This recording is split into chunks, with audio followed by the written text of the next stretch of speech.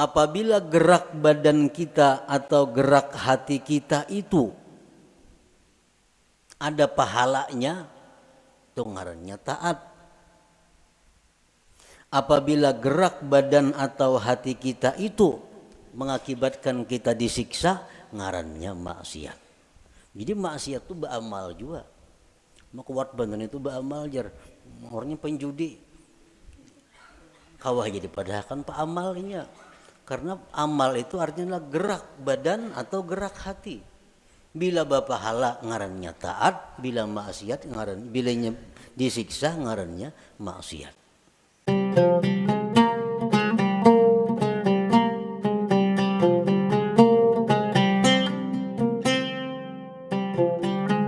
الذي فتح لأوليائه باب محبته وطاعته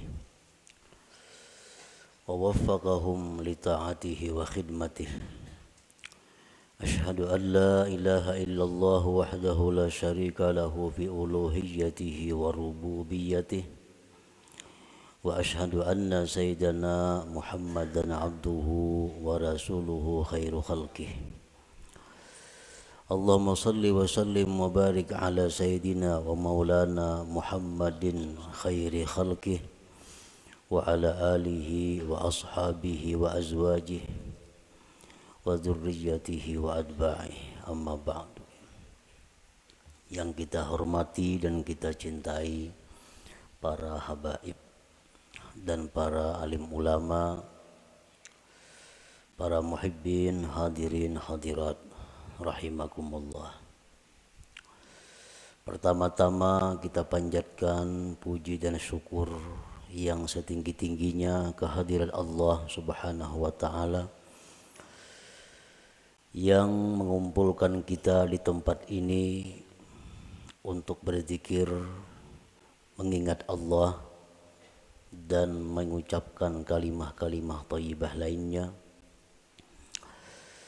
Kita berharap kepada Allah agar di dunia ini selalu dikumpulkan dalam kebaikan dan takwa, dan di akhirat nanti dikumpulkan bersama-sama dengan junjungan kita Rasulullah sallallahu alaihi wasallam.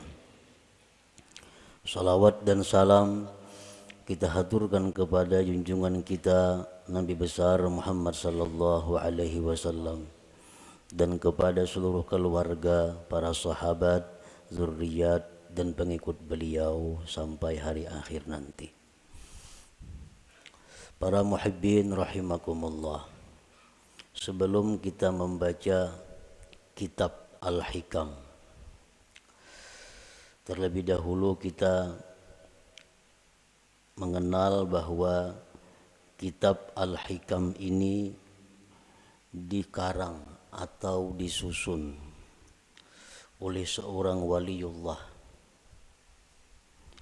yaitu Ahmad bin Muhammad bin Abdul Karim bin Abdurrahman bin Abdullah bin Ahmad bin Isa bin Husain ibni Athaillah, dan beliau wafat pada tahun 709 Hijriah di Kahirah, Mesir. Kemudian kitab Al-Hikam ini merupakan salah satu daripada yang beliau karang. Hikam itu adalah kalimat jamak yang artinya kumpulan daripada hikmah.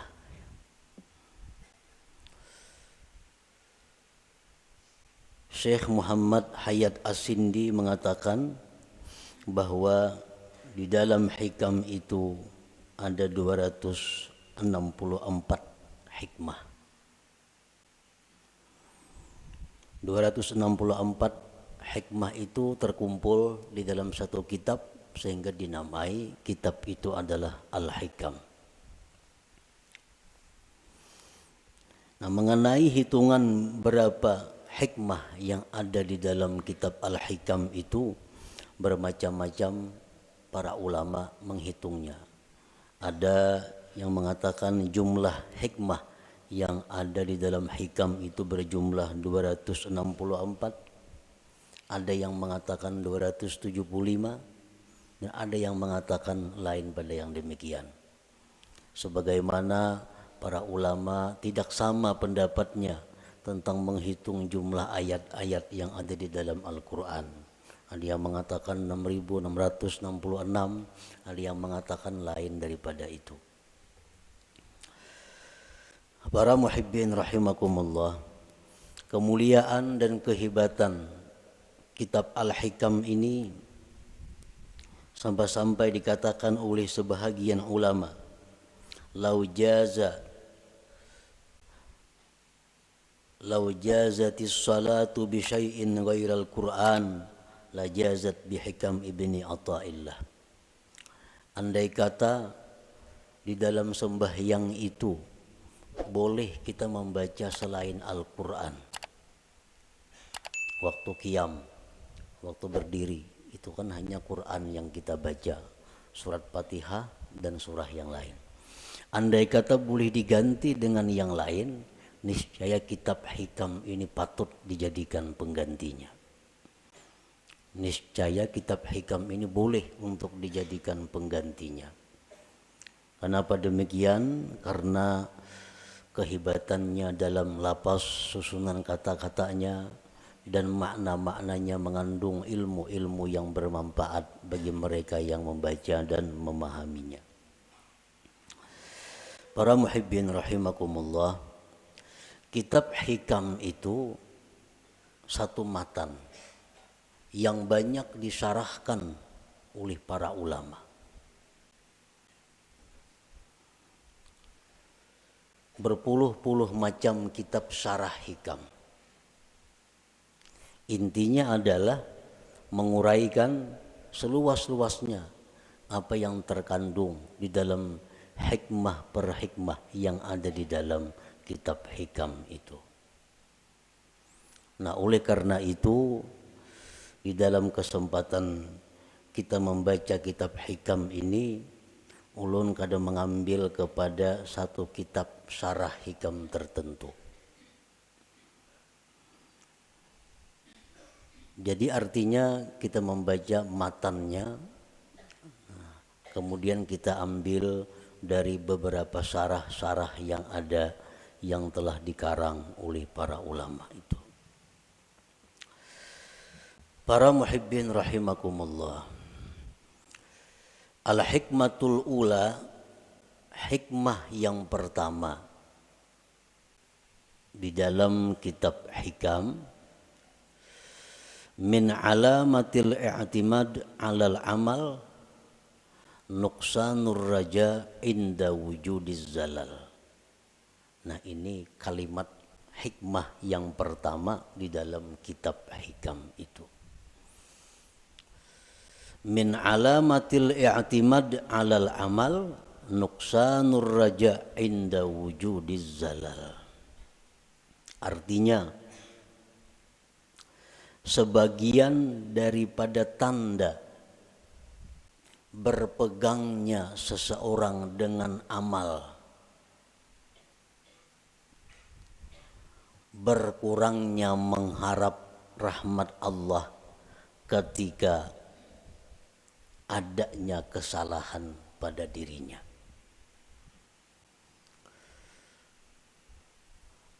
Apabila kita melakukan satu dosa, apabila kita ketinggalan satu wirid yang rutin, nah kemudian kita merasa jauh dari rahmat Allah, kita merasa jauh daripada kasih sayang Allah, itu menunjukkan bahwa kita namanya berpegang dengan amal.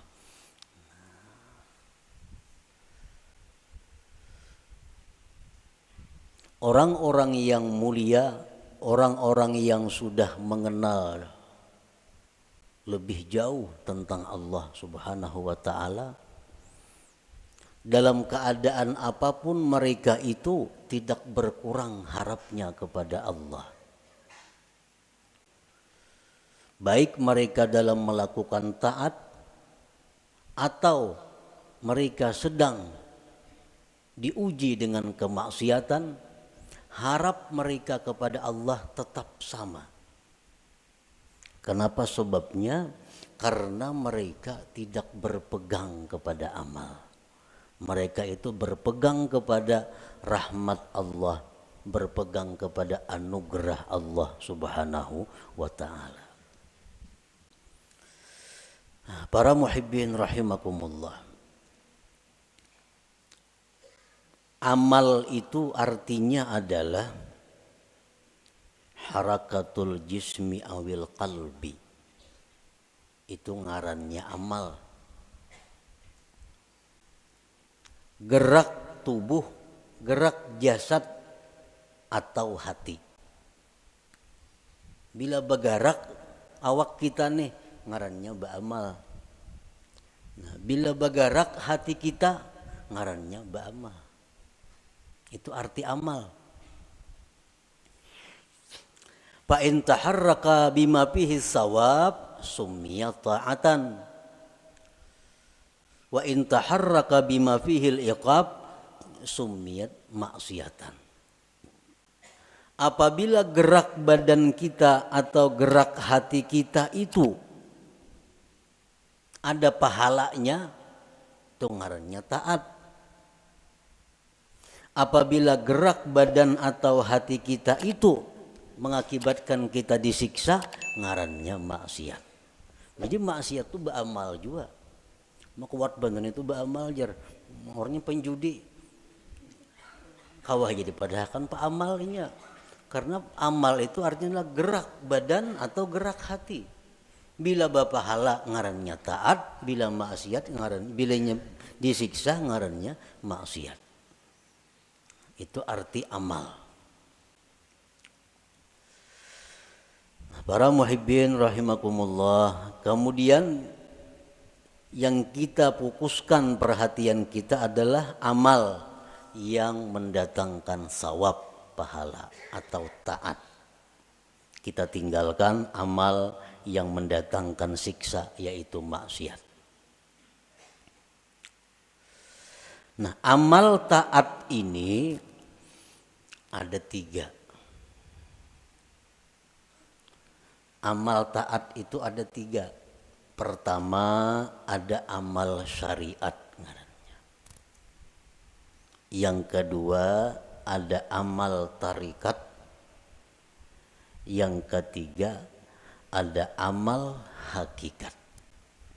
Ini ketiga-tiganya adalah taat. Ketiga-tiganya adalah taat.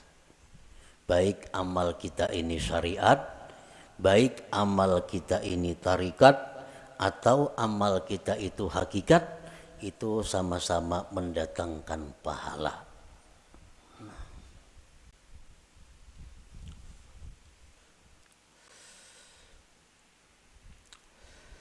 Amal syariat untuk apa? Para ulama tasawuf mengatakan amal syariat itu gunanya li islahil jawarih untuk membaguskan anggota tubuh kita. Membaguskan mata, membaguskan telinga, membaguskan mulut, membaguskan tangan, membaguskan kaki. Itu disebut adalah amal syariat. Kayak apa mata supaya bagus? Jangan memandang yang diharamkan Allah. Kayak apa mulut nang bagus? Jangan berkata-kata yang dilarang Allah. Kayak apa batis nang bagus? Jangan melangkah kepada jalan yang diharamkan Allah. Kayak apa tangan nang bagus? Jangan menjamah atau menyentuh yang dilarang Allah. Nah, membaguskan anggota-anggota tubuh kita ini itu urusan amal syariat ngarannya.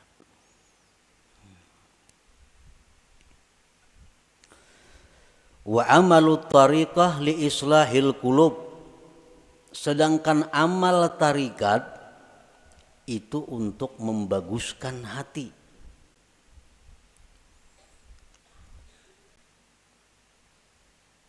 Amal tarikat itu gunanya adalah membaguskan hati. Kayak apa supaya hati jangan sombong, itu urusan amal tarikat yang membaguskan. Kayak apa hati supaya jangan ria, itu amal tarikat yang membaguskan. Kayak apa hati supaya jangan dengki, itu urusan amal tarikat yang mengurusnya. Nah, jadi amal tarikat itu adalah gunanya untuk membaguskan hati. Wa amalul hakikah li islahil arwah, sedangkan amal hakikat itu untuk membaguskan arwah. Membaguskan roh. Kayak apa roh kita ini supaya bagus? Roh nang bagus tuh nang kayak apa? Roh nang bagus tuh roh yang mengenal Allah. Roh yang bagus, roh yang mengenal Allah. Nah, kayak apa supaya roh kita ini bisa mengenal Allah? Itu urusan amal hakikat nang maaturnya. Urusan amal hakikat nang menuntunnya kepada demikian itu. Nah, jadi kita 3 amal yang perlu kita laksanakan. 1, amal syariat supaya zahir tubuh kita ini bagus. Yang kedua, amal tarikat itu kemudian dilaksanakan supaya hati kita bagus. Dan yang ketiga, amal hakikat kita lakukan agar roh kita ini bagus. Nah, para muhibbin rahimakumullah. Amal syariat fungsinya untuk membaguskan anggota tubuh.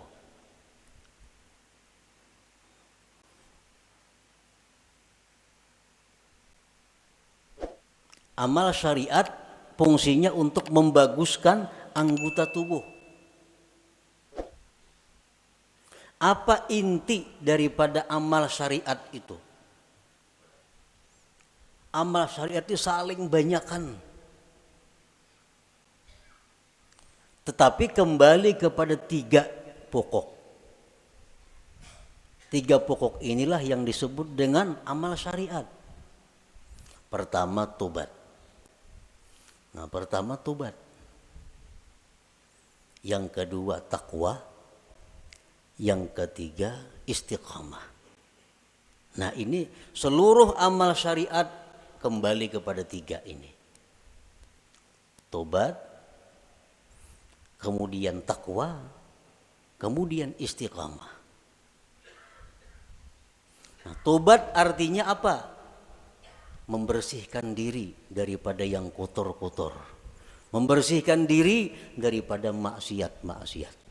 Itu tobat. Dimandii, mandi itu tobat karena. Imbah mandi hanyar dipakaiani. Nah, dipakaiani betapi, babaju, bakupia, bermacam-macam pakaian. Nah, itu adalah takwa. Nah, kayak apa supaya jangan lepas pakaian itu dari kita? Ngarannya istiqamah. Membanu beselawar, membanu betilanjang tuh ada istiqamah ngarannya. Istiqamah ini selalu berpakaian. Nah, artinya apa? Selalu menjunjung perintah Allah, menjauhi yang dilarang Allah dalam keadaan apapun. Itu istiqamah.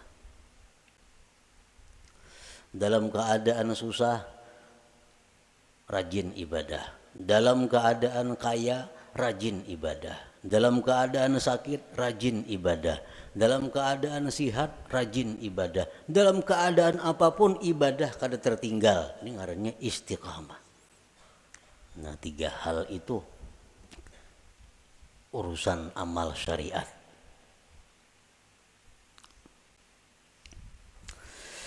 Nah, kemudian amal tarikat. Banyak banget tarikat itu amalannya. Tetapi intinya kembali kepada 3. Supaya hati kita ini bagus.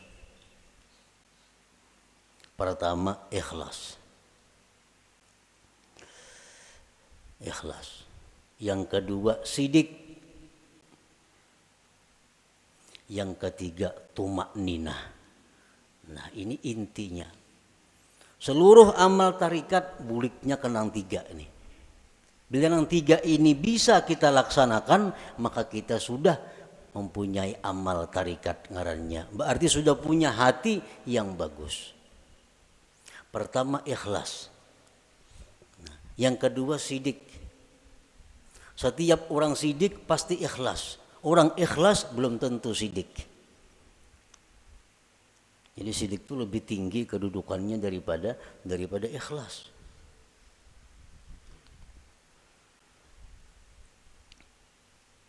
Orang sembahyang itu bisa ikhlas. Belum tentu sidik. Belum tentu sidik.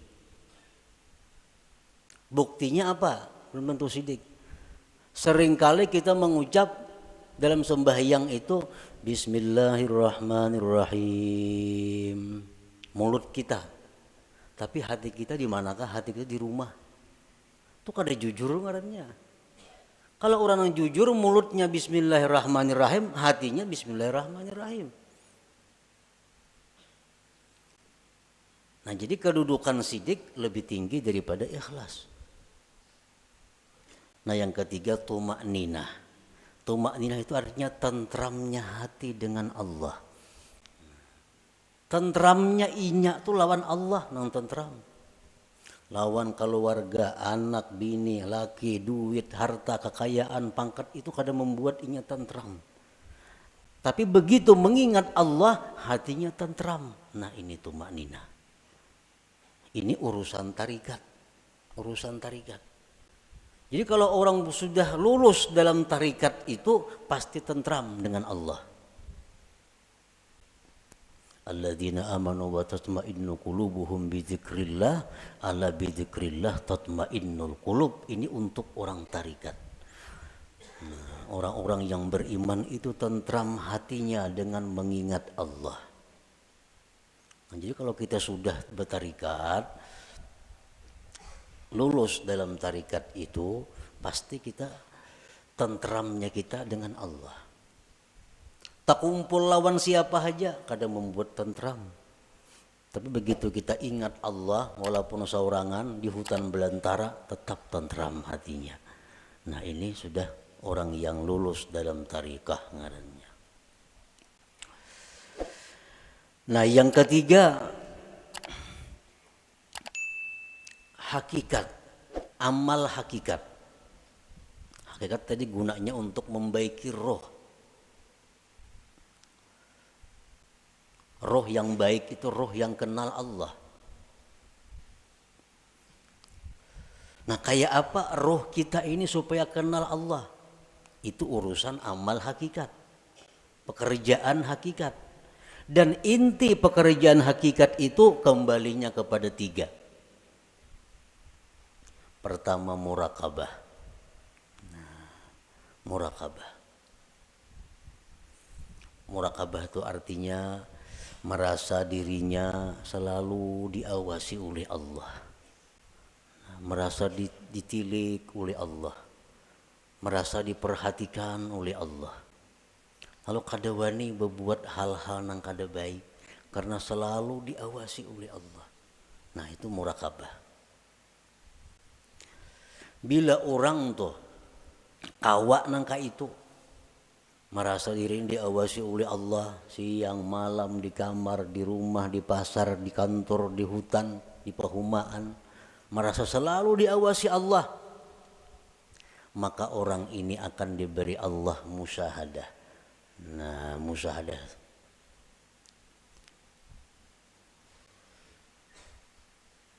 bila orang itu sudah musyahadah lawan Allah, ngarannya ma'rifat lawan Tuhan.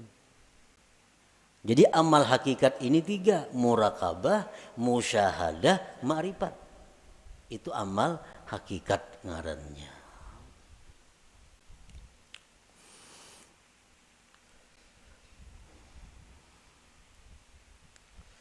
Wa'budillah ka'annaka tarah. Beribadahlah kamu kepada Allah seolah-olah engkau itu melihat Allah. Nah itu musyahadah. Beribadahlah engkau melihat Allah. Itu musyahadah ngarannya.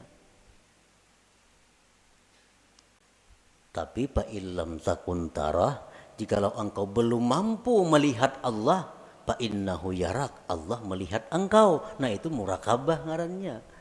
Kalau kita merasa dilihat oleh Allah siang, malam, bisukan, kamarian, dimanapun merasa dilihat oleh Allah, itu ngarannya kita murakabah. Satu saat kalau kita terus menerus demikian, kita akan musyahadah. Kita akan musyahadah. Bila musyahadah itu diberi ma'rifat ujung-ujungnya. Nah amal hakikat itu 3 macam. Murakabah, musyahadah, ma'rifah. Nah para muhibbin rahimakumullah.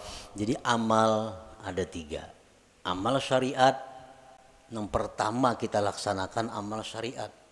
Tobat, takwa, istiqamah. Supaya apa? Zahir tubuh kita bagus. Yang kedua, amal tarikat. Supaya hati kita baik. Dengan apa? Ikhlas, jujur, tumakninah. Tentram dengan Allah.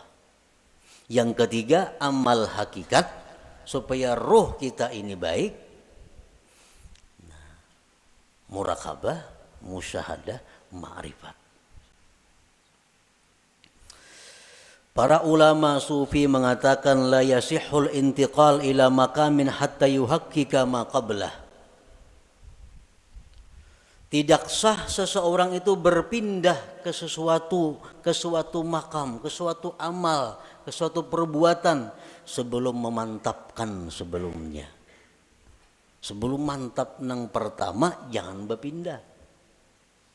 Nang pertama apa tugas kita? Syariat. Amal syariat. Nah, jangan hendak masuk ke amal tarikat amun ini belum mantap. Jadi apa yang harus kita mantapi terlebih dahulu? 3 perkara. Tobat, takwa, istiqamah. Nah 3 ini diurus. Bila 3 ini kita sudah mantap, nah hanya kita naik ke amal tarikat. Pertama tobat.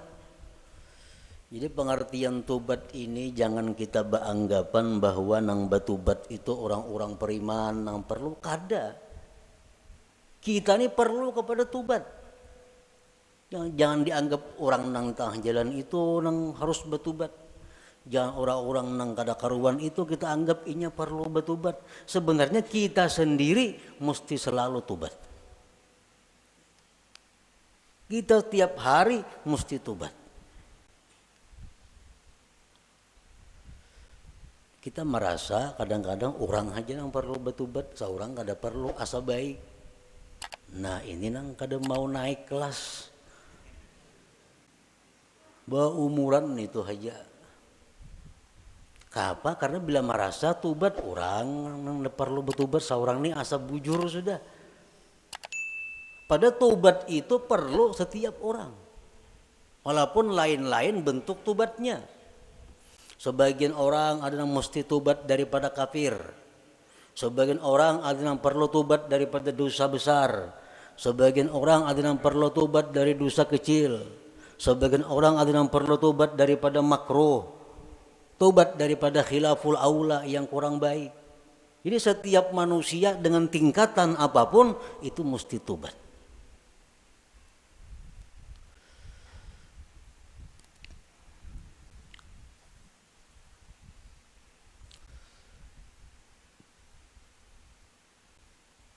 Nah kita sudahlah bertobat, sudah.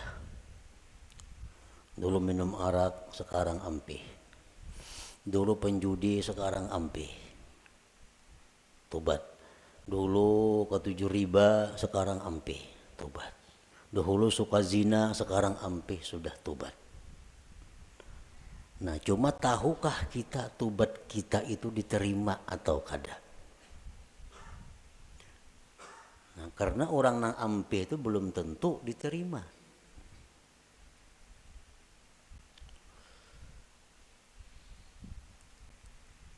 Intinya adalah diterima. Apakah tobat kita itu sudah diterima oleh Allah atau belum? Nah ini yang kada tahu.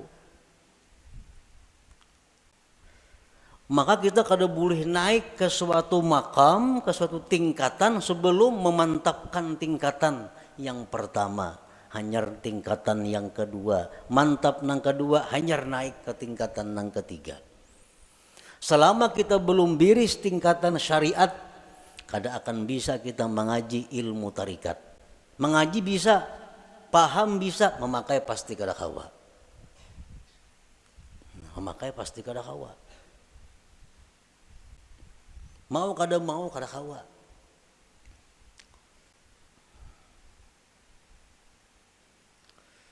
Tarikat belum biris, belum matang, belum selesai, kada akan bisa naik kepada hakikat. Maka dengan hakikat itulah kita bisa dapat kepada ma'rifat. Nah, jadi diibaratkan itu ma'rifat itu satu mutiara. Nah, mutiara, andaknya mutiara itu di dalam ruangan nang halus, muat awak. Ruangannya muat awak. Ruangan nang halus ini andaknya di sebuah kamar. Nah, kamar kawah jorong boleh membaandam. Dan kamar itu andaknya dalam sebuah rumah. Nah, rumah ini mau naik sepeda motor kawah aja rumah. Nah, jadi kita kada bisa masuk ke rumah kalau kita masih banyak bawaan. Ada kawa. Kalau kita masih banyak bawaan kita ini masih berinting, sering banyakan bawaan. Kalau kita bakajal ke rumah, kada kawa. Buangi nang kada perlu supaya kita kawa masuk ke rumah. Nah, motor ditinggal, nang mana diisi motor, toko ditinggal. Kalau mangkut toko ke rumah, kada kawa. Nah, kios ditinggal, kabun ditinggal, kada muat rumah. Nah, jadi nang kau masuk ke rumah hanya barang-barang tertentu. Nah, artinya apa? Syariat itu laksana rumah. Begitu kita masuk syariat, banyak nang kita tinggalkan. Riba tinggalkan, permainan tinggalkan, zina tinggalkan, semua aja tinggalkan. Kawa tuh kita masuk ke rumah. Nah, sepeda motor kawa dibawa ke rumah, sepeda kawa dibawa ke rumah. Begitu kita hendak masuk kamar, nah, ngalih hambo sepeda motor ke kamar, ngalih bawa kendaraan ke kamar itu, pas ditinggal di luar kamar, baka karasan kada kawa bahanjuran. Nah, sama halnya kita ini kalau hendak masuk kepada tarikat, buangi gawian-gawian yang lain-lain supaya kita muat berandak di situ. Nah, hendak masuk pulang ke hakikat, halus kamarnya muat awak, jam tangan gin dipacul kada kawa. Kacamata santok pacul juga. Nah, muat beti lanjang aja kawa lagi. Nah, hanyar kawa kita masuk ke kamar nah halus tuh untuk mengambil yang berharga yaitu mutiara atau ma'rifat itu. Nah, itu artinya kita kada kawa melangkah ke situ kalau sebelum matang nang pertama. Nah, syariat ini nang dibiriskan terlebih dahulu. Cara kita berjual beli, cara kita bergaul, cara kita makan, cara kita berpandir, cara kita berpakaian sesuaikan dengan syariat. Bila kada sesuai lawan syariat, hendak ke hakikat kada bisa. Jamin kada bisa. Napanya bisa? Pandirnya aja. Pandirnya aja bisa. Praktiknya kada bisa. Itu sudah hukum, ketentuan. Syariat kada mantap, kada kawa naik ke tarikat. Tarikat kada mantap, kada kawa naik ke hakikat. Nah, jadi fokus kita ini adalah membaguskan dahulu syariat kita. Kayak apa membaguskan syariat? Tobat. Nang ketujuh menggibah, tobat. Nang ketujuh riba, tobat. Nang ketujuh memakai pakaian haram, tobat. Imbah kita tobat itu perlu diteliti, perlu dipikirkan, tobatku ini diterima juga kah, kada kah? Selama kita belum ada ketentuan tobat ini diterima atau kada diterima, hati kita masih kada nyaman, hati kita masih kada tentram karena belum ada kepastian tobat atau kada tobat. Takwa kemudian ibadah, sembahyang, puasa segala macam, takwa, istiqamah terus menerus seperti itu. Bila 3 macam ini kawa, nah ayo ya naik kita ke amal apa? Ke amal tarikat. Kita wajib mengusahakan syaratul kabul. Kita wajib mengusahakan syarat diterima tobat kita, diterima takwa kita, diterima istiqamah kita. Itu kita wajib mengusahakan persyaratannya supaya ini diterima oleh Allah. Sembahyang contohnya. Kayak apa sembahyang itu supaya diterima oleh Allah? Ada syarat-syaratnya. Yang pertama, supaya sembahyang itu diterima oleh Allah, syaratnya adalah ilmu. Fakullu man bighairi ilmin ya'malu amaluhu mardudatun la tuqbalu. Tiap-tiap orang yang bekerja beramal tanpa ilmu ditolak, tidak diterima. Jadi sembahyang kita ambil contoh amal syariat sembahyang contohnya, supaya sembahyang ini diterima Allah kayak apa? Satu, punya ilmu. Belajar bujur-bujur sembahyang tuh. Rukuk kayak apa, sujud kayak apa, amun masbuk kayak apa, kada salat membaca Fatihah kayak apa caranya. Nah, bujur-bujur belajar sembahyang supaya sembahyang kita diterima. Yang kedua, supaya diterima sembahyang itu ikhlas. Berhubung ini amal syariat, ikhlasnya pun ikhlas syariat. Ikhlas syariat yang kayak apa? Sembahyang mengharapkan surga, sembahyang karena takut lawan api neraka, ikhlas menurut syariat. Nah, sembahyang kita mudahan masuk surga dengan itu syariat bujur, ikhlas. Kenapa sembahyang? Takutan kalau pindah ke neraka mati, itu ikhlas dalam syariat. Jangan ada tujuan lain sembahyang. Contoh kita ambil contoh sembahyang supaya dipuji orang, supaya dihormati orang, dimuliakan orang. Jangan ada sedikit pun dalam hati demikian. Ikhlas. Yang ketiga, syaratnya diterima itu sembahyang atau amal-amal ibadah lainnya muwafaqatus syurut wal arkan wal adab. Sembahyang kita ini sesuai syarat. Penuhi syarat-syaratnya apa? Rukun-rukunnya apa? Adabnya apa? Orang nak sembahyang mesti berwudu, suci daripada hadas najis, menutup aurat, menghadap kiblat, masuk waktu. Nah, penuhi. Bersihin najis, sucikan hadas dengan wudu, tutup aurat, tunggu waktu sembahyang, bila masuk hanyar sembahyang. Nah, itu syaratnya sudah biris. Syaratnya biris, rukunnya, rukun sembahyang. Ruku kayak apa, bacaan Fatihahnya kayak apa, sujudnya kayak apa, sesuaikan dengan aturan. Embah itu pulang adab.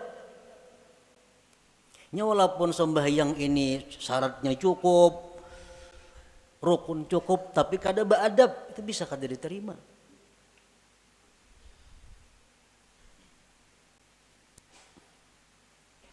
Sesuaikan adabnya. Contohnya sembahyang pakai cap pinggang. Allahu Akbar. Nah, pakai cap pinggang. Ini lawan syarat kada bertentangan. Lawan rukun kada bertentangan. Tapi adab bertentangan. Allah kada menerima sembahyang kayak ini. Harap tinggi Tuhan sembahyang kayak itu. Allahu Akbar. Nah. Jadi adab sembahyang termasuk nang sunat-sunat dalam sembahyang dilaksanakan. Yang keempat, ada mubtilat wal mukrihat wal makruhat. Tidak ada yang membatalkan dan yang dibenci Allah. Sembahyang atau ibadah kadang-kadang membatalkan, kadang-kadang dibenci Tuhan. Kita gawi semua nang sunat, jauhi nang makruhnya. Yang kelima, al halal fima yata'allaqu bih. Halal pada sesuatu yang berhubungan dengannya. Nah, pada berhubungan, makan, minum untuk tenaga, pakaian, tempat. Itu mesti halal. Rasulullah bersabda, man akala luqmatan min haram lam tuqbal minhu salatu arba'in lailah. Orang yang makan satu suap daripada makanan yang haram tidak diterima sembahyang 40 malam. Sasuap tuh kita makan nang haram 40 malam sembahyang kita ditolak Allah. Sepiring berapa suap?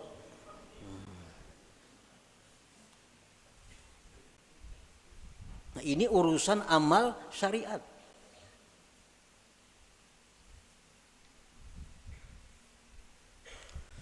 Pakaian kita mesti halal. Rasulullah SAW bersabda, man ishtara sauban bi ashri darahim bisamanihi dirhamun haram lam yaqbalillah salatahu ma dama alaihi minhu syai.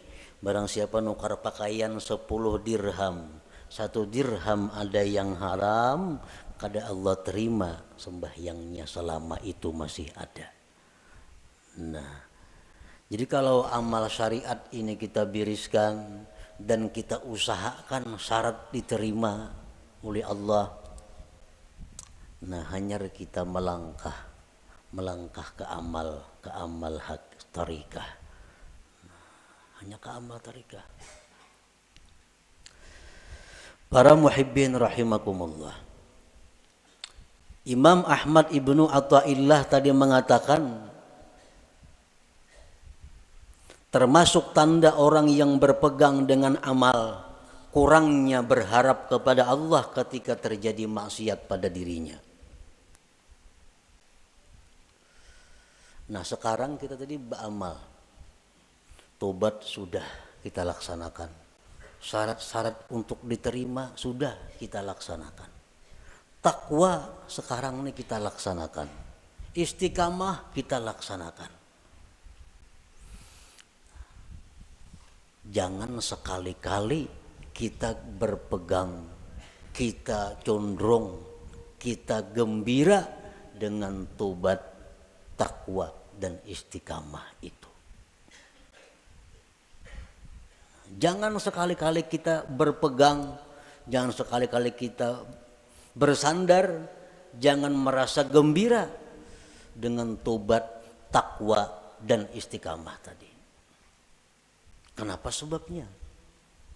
Karena takwa, tobat, istiqamah itu bagian amal syariat tuh, itu kada akan bisa memasukkan kita ke dalam surga. Ada perlu kita gembira dengan itu. Lalu apa nang kita gembirakan? Nang kita banggakan, nang kita gembirakan itu adalah rahmat Allah nang datang kepada kita sehingga kita bisa tobat, bisa takwa, bisa istiqamah. Nah, rahmat Allahnya ini nang kita gembirakan, bukan takwanya. Nah, bila kita menggembirakan dengan takwa yang kita lakukan, ngarannya berpegang dengan amal. Bila orang berpegang lawan amal itu, lawan Tuhan turun naik. Bila banyak maksiat asa jauh lawan Tuhan. Bila berbuat taat asa parak lawan Tuhan. Padahal Tuhan tuh ada jauh berparak sebenarnya. Nah, di situ kelemahan tauhid kita. Kenapa kita bila berbuat maksiat asa jauh lawan Tuhan? Berbuat taat asa parak lawan Tuhan. Karena kita berpegang lawan amal. Jangan kita berpegang dengan rahmat Allah, apapun keadaan kita selalu dekat dengan Allah. Baik dalam maksiat kita dekat dengan Allah, waktu taat dekat lawan Allah, karena kita berpegang lawan Allahnya, bukan dengan amal kitanya. Nah ini min alamatil i'timad 'alal amal nuqsanur raja inda wujudi zalal. Rasulullah SAW bersabda, la yadkhula ahadukumul jannah bi amalihi. Seseorang kamu, ujar Nabi, selamanya tidak akan bisa masuk surga dengan amalnya. Nah, buat apa kita berpegang lawan amal? Buat apa kita gembira dengan tobat, gembira dengan takwa, gembira dengan sembahyang? Nah, apa gembira akan? Itu kadang membawa ke surga, ujar Nabi kita. Qalu wala anta ya Rasulullah, qala wala ana. Aku pun ya Nabi, amalku kada bisa masukkan aku ke surga. Illa ayyatagammadani Allah birahmatih, kecuali Allah yang meliputkan aku dengan rahmatnya. Nah rahmatnya ini yang kita gembirakan. Oh kita gembira, kita suka tobat sebab Allah memberikan rahmat kepada aku. Bukan dengan tobatnya kita gembira, tapi dengan rahmat yang diberikan Allah kepada kita. Nah itu yang kita pegang. Bila kita memegang rahmat Allah, kita kada akan berubah dengan Allah dalam keadaan taat atau dalam keadaan maksiat. Nah inilah inti daripada yang dimaksud dalam hikmah yang pertama Imam Ahmad Ibnu Athaillah, min alamatil i'timad 'alal amal nuqsanur raja inda wujudiz zalal. Tanda orang yang berpegang dengan amal, kurang berharap, rasa jauh bila mana dia maksiat kepada Allah, padahal kada boleh itu. Jadi kita dalam taat dekat dengan Tuhan. Kita waktu maksiat pun jangan merasa jauh lawan Tuhan, tetap dekat dengan Tuhan. Karena maksiat taat itu adalah bagian daripada amal. Amal kada perlu kita pegang. Yang kita pegang adalah Allah, rahmatnya dan anugerahnya.